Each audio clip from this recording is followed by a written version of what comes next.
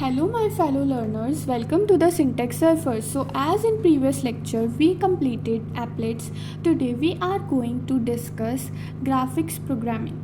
So for that we have to import awt.graphics. हमने पिछले उसमें भी देखी थी, ग्राफिक्स क्लास यूज़ की थी हम लोगों ने. इसके मेथड्स बहुत ज़्यादा यूज़ होते हैं for doing any type of drawing और कलर्स देना, फॉन्ट्स सेट करना, जो भी है वो सब इसके थ्रू होता है. सबसे पहले हम देखेंगे ग्राफिक्स का कोऑर्डिनेट सिस्टम, क्योंकि कोऑर्डिनेट्स बहुत ज़रूरी है कंपोनेंट्स को सेट करने के लिए एक स्क्रीन के ऊपर कि कौन सा कंपोनेंट कहाँ दिखेगा. तो उसके लिए हम लोगों के पास हमें पता है कि एक्स एक्सिस जो होता है वो विड्थ दिखाता है एंड वाई एक्सिस जो है वो हाइट दिखाता है. तो ये जो सबसे ऊपर स्क्रीन का होता है 0 0 वो हमारा ओरिजिन, और उससे इस साइड मतलब कि राइट हैंड साइड पे एक्स एक्सिस है और नीचे बॉटम में जाते हुए वाई एक्सिस है. ठीक है. सो हम लोग positive values of x axis पे जाते हैं और नीचे भी हम पॉजिटिव वैल्यूज़ ही लेते हैं वाई एक्सिस की. और जितने भी वैल्यूज़ हम देते हैं एक्स और वाई की, वो सब वैल्यू किसकी होती हैं? इंटीजर्स की. ठीक है. पिक्सल वैल्यूज़ होती हैं वो बेसिकली, जो जितने भी स्क्रीन पे पिक्सल्स हैं हम वो काउंट कर रहे होते हैं. और कोई भी फ्रैक्शनल पिक्सल हम नहीं दे सकते कि हम 1.5, ऐसा हो ही नहीं सकते, क्योंकि पिक्सल एक इंटीजर होता है, प्रॉपर एक पार्ट होता है. ठीक है. तो इसलिए हम लोग ग्राफिक्स क्लास को यूज़ करते हैं इसके लिए. ड्राइंग मेथड्स के अंदर हम ज़्यादातर यूज़ करते हैं इनका, नहीं तो बाउंड सेट करने के लिए भी हम लोग यूज़ करते हैं कोऑर्डिनेट्स को. तो वो जब हम लोग कंपोनेंट्स बनाएंगे तो और भी अच्छे से क्लियर होगा. ठीक है. Now working with colour. Colour कैसे हम लोग स्पेसिफाई कर सकते हैं? कलर एक क्लास होती है जावा में, क्योंकि हमें पता है जावा is object oriented, purely object oriented. तो हर एक चीज़ क्लासेस के फॉर्म में, तो कलर की भी हमारे पास क्लास होती है. ठीक है. और उसके लिए हम क्या कर सकते हैं? कलर का कंस्ट्रक्टर कॉल कर सकते हैं, या तो सीधा सीधा. और कलर के हमारे पास 3 पैरामीटर्स हैं. हमें पता है कि कोई भी कलर हम लोग बना सकते हैं रेड ब्लू ग्रीन को मिक्स करके. तो 3 है, इंट रेड, इंट ग्रीन और इंट ब्लू. अब यहाँ पे इंट क्यों है इनका data type?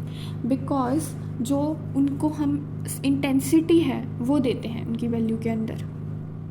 So to adjust the intensity we can set the value of any of these 3 colors. ठीक है. और हम यहाँ पे उन 3 कलर्स को सेट करके कोई भी कलर बना सकते हैं. जैसे कि अगर हमें ब्लैक कलर चाहिए तो ऑब्वियसली तीनों कलर की इंटेंसिटी 0 होनी चाहिए. ब्लू के लिए सिर्फ ब्लू की इंटेंसिटी 255, ग्रीन के लिए सिर्फ ग्रीन, और क्यान के लिए हमें ग्रीन और ब्लू को प्रॉपर मिक्स करना पड़ेगा, रेड के लिए. और मतलब ऐसे जितने भी हमें कलर्स बनाने हैं उनके लिए इंटेंसिटी गिवन है. आप इसका स्क्रीनशॉट भी ले सकते हैं if you want to save it. और उसके बाद हमारे पास कुछ मेथड्स हैं जो हम यूज़ कर सकते हैं टू सेट कलर्स. ठीक है. सेट कलर, जिस भी कंपोनेंट का कलर हमें सेट करना है उसके लिए हम ये यूज़ कर सकते हैं. गेट कलर है, अगर किसी कंपोनेंट का कलर हमें देखना है कि क्या कलर है उसका. गेट रेड, इससे हमें ये पता चलेगा कि कितनी इंटेंसिटी है रेड कलर की. ग्रीन से ग्रीन की वैल्यू पता चलेगी, ब्लू से ब्लू की, और RGB से तीनों की हमें कलर की वैल्यू पता चल जाएगी. सेट बैकग्राउंड से हम बैकग्राउंड का कलर सेट कर सकते हैं, वही वाला जो हम देंगे. और सेट फोरग्राउंड से हम फोरग्राउंड का कलर सेट कर सकते हैं जो भी हमें चाहिए. Here is a program to set colour for our applet. इसमें भी हमने 2 पैकेजेस इंपोर्ट किए हैं और फिर हमने एक क्लास क्रिएट की है जो एक्सटेंड कर रही है एप्लेट को. ठीक है. और हमने पेंट मेथड के अंदर फिर 2 कलर्स क्रिएट किए हैं. और उसके बाद हमने पहले क्या किया है? सेट बैकग्राउंड किया है A. ठीक है. यहाँ पर ये नेसेसरी नहीं था सेट कलर, क्योंकि हमें बैकग्राउंड का कलर सेट करना है, तो वो कोई हमारा ड्राइंग का पार्ट नहीं है, तो इसलिए हम उसको नॉर्मली भी सेट कर सकते थे. और फिर हमने ग्राफिक क्लास के उस मेथड को कॉल किया सेट कलर को, और B कलर सेट किया. फिर हमने एक स्ट्रिंग ड्रॉ किया जिसका कलर अब B होगा. ठीक है. और बैकग्राउंड का कलर A होगा.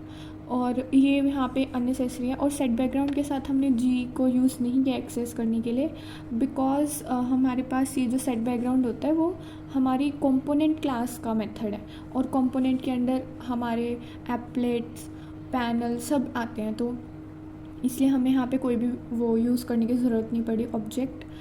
तो द आउटपुट वुड बी, ये हमारा जो आउटपुट है इसके अंदर जो बैकग्राउंड का कलर है वो अब A है, और जो ये स्ट्रिंग है इसका कलर हमारा होगा B जो हमने सेट किया था. और 80,80 इसके कोऑर्डिनेट्स हैं। Now let's create some fonts. अब हमारे पास जो रेगुलर फ़ॉन्ट है हमें उसको चेंज करना है, तो हमारे पास फ़ॉन्ट क्लास भी होती है और उसके अंदर जो हमारा मेथड होता है या कंस्ट्रक्टर होता है उसके अंदर हमें पहले तो फ़ॉन्ट का नेम देना होता है, फिर उसका स्टाइल और उसका साइज़। तो फ़ॉन्ट नेम तो वही जो जैसे टाइम्स न्यू रोमन या जो भी हमें नेम, जो भी हमारा फ़ॉन्ट है उसका नेम देंगे। स्टाइल में हम बता सकते हैं कि हमें वो प्लेन चाहिए, बोल्ड चाहिए, इटैलिक चाहिए या फिर कॉम्बो चाहिए, जैसे कि बोल्ड और इटैलिक्स दोनों चाहिए हमें साथ में। तो उसका एग्जांपल है जैसे एरियल हमारा फ़ॉन्ट है, उसके बाद हमें उसको बोल्ड किया है और साथ में हमने उसका साइज़ भी दिया है। और उसके अलावा और मेथड्स है जैसे set font, get font, get name जिससे हमारे फ़ॉन्ट का लॉजिकल जो नेम उसको इन्वोक कर रहा है उसका नेम आता है, और गेट फ़ॉन्ट नेम से जो हमारा फ़ॉन्ट है उसका नेम आता है। उसके बाद जो साइज़ है हमारे फ़ॉन्ट का, गेट साइज़, गेट स्टाइल। और हम ये भी चेक कर सकते हैं कि वो बोल्ड है या नहीं, इज़ बोल्ड या इज़ इटैलिक, इज़ प्लेन। तो इससे हमारे ट्रू या फॉल्स वैल्यू से हमें पता चल जाएगा कि वो बोल्ड इटैलिक है या नहीं है। गेट ऑल फ़ॉन्ट से हमें एरे ऑफ फ़ॉन्ट ऑब्जेक्ट्स मिलता है जितने भी अवेलेबल हैं हमारे पास इस टाइम पर। इस प्रोग्राम में भी हमने एक फ़ॉन्ट क्रिएट किया है इनिट मेथड के अंदर, और फिर हमने वो फ़ॉन्ट सेट कर दिया है और फिर हमने उसको ड्रॉ किया स्ट्रिंग को उसी फ़ॉन्ट के थ्रू, और कलर भी हमने उसका सेट किया। तो अब जो इसका आउटपुट होगा, so this string will be red colour जो हमने सेट किया था, और वही फ़ॉन्ट है जो हमने सेट किया था और उसी पोजीशन पे जो हमने पोजीशन दी थी। नाउ जो क्लास है हमारी वो ग्राफिक्स है, तो ऑब्वियसली उससे हमें कुछ शेप्स तो ड्रॉ करनी ही है। तो शेप्स, कैसी भी शेप्स हम ड्रॉ कर सकते हैं उससे, लाइंस, रेक्टेंगल्स, आर्क्स। तो हमें पहले वो उसके लिए क्या करना होगा, पहले हमें पेंट मेथड का यूज़ करना पड़ता है। एक तो जो भी हमें ऑब्जेक्ट उसका कोई भी ड्रॉ करना है, ठीक है, और उसके बाद वही सेम उसके अंदर ग्राफिक्स क्लास का ऑब्जेक्ट हम लोग पैरामीटर में पास करते हैं। अब हम सीखते हैं कि कैसे हम लोग उनको ड्रॉ कर सकते हैं। So firstly we will start by drawing lines. Lines तो एक simple 1D। So line is a basic shape जो 1 डायमेंशनल होती है और उसको बस 2 आर्ग्यूमेंट्स की ज़रूरत है, यानी कि दोनों हमें उसके कोऑर्डिनेट्स बताने हैं कि स्टार्टिंग और एंडिंग पॉइंट क्या होगा उसका, and the line will be drawn. तो हमने यहाँ पे वही किया है सिंटेक्स के लिए कि वॉइड ड्रॉ लाइन मेथड को कॉल किया है, तो हम उसके लिए g.ड्रॉ लाइन मेथड को कॉल करेंगे, और मतलब ग्राफिक क्लास का ऑब्जेक्ट और ड्रॉ लाइन, और उसके सारे वैल्यूज़ बता देंगे कि स्टार्टिंग पॉइंट के और एंडिंग पॉइंट की वैल्यूज़ बता देंगे। फिर यहाँ पे हमने क्या किया है इस प्रोग्राम में, g.ड्रॉ लाइन हमने एक लाइन ड्रॉ की है जो ओरिजिन से स्टार्ट होके 50,50 तक जा रही है। दूसरी लाइन y ने 100 से x के 100 तक जा रही है, ठीक है। और उन सब को मतलब हम ड्रॉ करके लाइंस की हेल्प से भी हम कोई शेप बना सकते हैं। जैसे हमने 4 लाइंस को ऐसे बाउंड सेट किए कि उनसे हम रेक्टेंगल या स्क्वायर बना रहे हैं, वो भी हम कर सकते हैं। और यहाँ पे हमारी लाइन का आउटपुट है,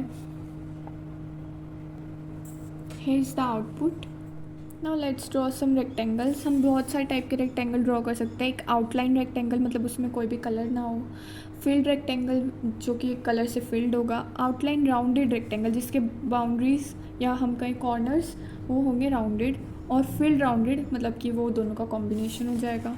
तो आउटलाइन रेक्टेंगल बनाने के लिए हम नॉर्मल लिखते हैं ड्रॉ रेक्ट। उसके अंदर हम लोग एक तो उसका ओरिजिन नहीं कोऑर्डिनेट्स बताते हैं कि वो कहाँ से स्टार्ट होगा, एंड उसकी विड्थ और हाइट जो कि उसको ड्रॉ करने के लिए इम्पॉर्टेंट है। फिर उसके बाद फिल्ड रेक्टेंगल बनाने के लिए हम लोग फिल रेक्ट मेथड का यूज़ करते हैं और उसके बाद उसको ड्रॉ कर देते हैं। फिर हम लोग आउटलाइन रेक्टेंगल को ड्रॉ करने के लिए जो राउंडेड हो उसके लिए हम लिखते हैं ड्रॉ राउंड रेक्ट, ठीक है। और जो हमें अगर दोनों का कॉम्बिनेशन चाहिए तो फिल राउंड रेक्ट।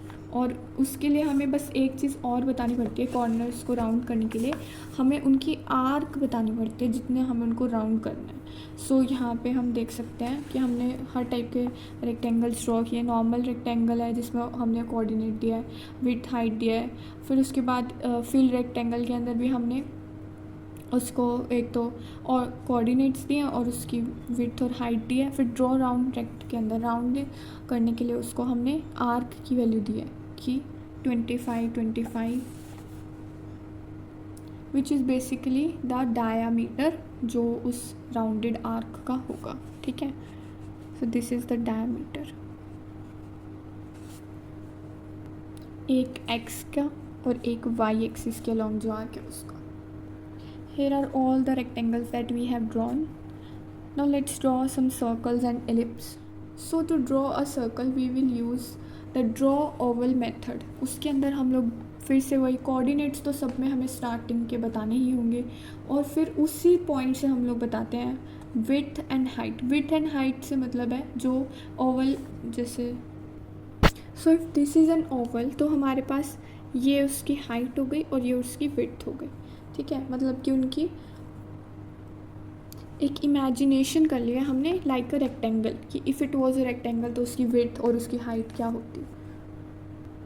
एंड हमें चाहिए कि ये ओवल ना बन के एक सर्कल बने, तो हमें पता है एक सर्कल के लिए हमें हमेशा विड्थ और हाइट हमेशा सेम चाहिए क्योंकि उसकी जो डायामीटर होते हैं, डायामीटर जितने भी बने वो सब इक्वल होते हैं हमेशा। सो इसलिए हमें उसकी विड्थ और हाइट की वैल्यू इक्वल देनी होगी। तो हमारे पास एक सर्कल आ जाएगा और हम फिल्ड सर्कल या ओवल भी बना सकते हैं with the method fill oval. Now as we have drawn circles, now we will draw arcs.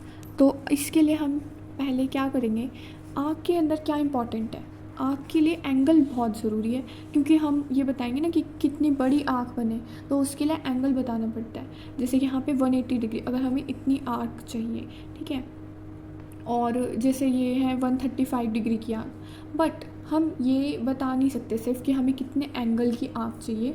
हम ये बताएंगे कि उसका स्टार्टिंग एंगल कितना है और उसका जो जहाँ पे वो ख़त्म होगी वो एंगल कितना है। जैसे हमने इसको 90 डिग्री से स्टार्ट किया है एंड देन हम उसको 270 डिग्री तक लेकर गए तो वो हमें एक ऐसे आर्क देगा उस पॉइंट पे। ठीक है, और इसी पॉइंट पे अगर मैं देती 90 डिग्री से 0 तो मुझे वो ऐसी आर्क देता। तो बस हमें यहाँ पे 6 आर्ग्यूमेंट्स देने हैं। उसका कोऑर्डिनेट बताएंगे, विड्थ और हाइट की कितनी बड़ी आर्क चाहिए, फिर स्टार्टिंग और एंडिंग का एंगल, बस हमारी आर्क बन जाएगी। फिल्ड आर्क बनानी है अगर हमें तो फिल आर्क का यूज़ करेंगे हम लोग। अब जैसे यहाँ पे हमने 4 आर्क्स बनाई है। फर्स्ट आर्क के अंदर हमने 0 से 180 डिग्री की आर्क बनाई है, यहाँ पे 100 से 270 की आर्क बनाई है, 0 से 75 की, 100 से 270 की। Let's check. Now you can see ये तो होगी हमारी नॉर्मल आर्क और ये होगी फिल्ड आर्क्स, और जितना हमने एंगल बोला था जहाँ से स्टार्ट करके जहाँ पे ख़त्म करने के लिए उतने की ही आर्क बनी है और ये उसकी विड्थ और हाइट भी उतनी है जो हमने दी थी। अगेन अगर विड्थ और हाइट सेम होगी तो एक सर्कुलर आर्क मिलेगी, अदरवाइज हमें एक ओवल टाइप फिगर से आर्क मिल जाएगी। Lastly we can draw polygons. तो पॉलीगन्स क्या होते हैं, जिसमें बहुत सारी लाइंस एक साथ कनेक्टेड होती हैं। जैसे कि रेक्टेंगल और स्क्वायर भी पॉलीगन्स की कैटेगरी में ही आते हैं, बट हमने उनको ड्रॉ कर लिया है। तो हम लोग क्या ड्रॉ कर सकते हैं, triangle, pentagon and hexagon and many more. ठीक है, तो उसके लिए हमें क्या मेथड चाहिएगा, ड्रॉ पॉलीगन। अब ड्रॉ पॉलीगन के अंदर क्या हम लोग पैरामीटर्स देंगे, सबसे पहले एक्स क्या होगा, एरे ऑफ एक्स कोऑर्डिनेट्स की, कहाँ से एक्स पॉइंट किसकी जो लाइंस हैं उनके एक्स कोऑर्डिनेट क्या होंगे हर एक के। ठीक है, सीरीज़ वाइज। फिर वाई कोऑर्डिनेट्स देंगे हम लोग, और फिर हम लोग ये बताएंगे कि कितने पॉइंट्स हैं हमारे पास। ठीक है, जितने भी टोटल नंबर ऑफ पॉइंट्स होंगे उससे पता चल जाएगा कि कौन सा पॉलीगन बनेगा। क्लियरिंग इट आउट, हमने यहाँ पे एक एक्स बनाया है एरे, उसके अंदर हमने 20, 60, 140, 120, 50 ये सब boundaries the, I mean coordinates दिए हैं। ऐसे वाई के दिए और 5 पॉइंट्स हैं हमने इसमें भी देख ही लिया। तो हमारा पॉलीगन जो बनेगा XYN वो क्या बनेगा, एक पेंटागन। और यहाँ पे हमने सिमिलरली ABC की वैल्यूज़ दी हैं और फिर हमने एक फील्ड पॉलीगन बनाया। ठीक है, और ये भी हमारा क्या है, एक पेंटागन है। So for homework you have to draw this human face using circles and ellipse. It will give you so much clarity कि तुम लोग अच्छे से बाउंड सेट करना सीख जाओगे एंड इससे तुम लोग को फिगर्स भी अच्छे से ड्रॉ करनी आ जाएंगी। और अगर तुम लोग चाहते हो कि मैं बाउंड सेट करने के तुम लोग को टिप्स एंड ट्रिक्स दूँ तो कमेंट करके ज़रूर बताना। Till then, keep learning, keep coding. Tada!